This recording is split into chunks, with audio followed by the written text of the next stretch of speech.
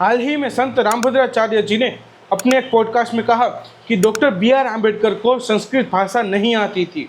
प्रेमानंद महाराज जी को संस्कृत भाषा नहीं आती है। अब आप सोचिए ये कैसी बचकानी बातें हैं। Doctor B R. आम्बेडकर जिन्होंने भारत देश का संविधान लिखा, उनको पर्शियन जैसी कठिन भाषाएं भी आती थी, जिनका अध्ययन करना कोई आसान बात नहीं है। और ऐसे महान विद्वान पर आरोप लगाना कि उनको संस्कृत नहीं आती है, ये सिर्फ गलत बात नहीं, उनकी विद्वत्ता को नीचा दिखाने की कोशिश है। और फिर प्रेमानंद महाराज, जिनकी तो पूरी पहचान ही वैदिक और शास्त्रीय परंपरा से जुड़ी हुई है, उन पर ऐसा आरोप लगाना कि संस्कृत नहीं आती, ये ज्ञान का अपमान है और करोड़ों श्रद्धालुओं की आस्था का मजाक। और फिर खुला चैलेंज देकर विवाद खड़ा करना, ये साफ दिखाता है कि उनका मकसद कुछ और ही था। और इतना ही नहीं, रामभद्राचार्य जी ने शंकराचार्य तक को नकली बता दिया। अब जरा सोचो कि जिनकी परंपरा सदियों से हिंदू धर्म की मूल धारा रही है और उनको ही नकली कहना, ये विवाद खड़ा करने का तरीका नहीं तो और क्या है। और ये एकलौता मामला नहीं है।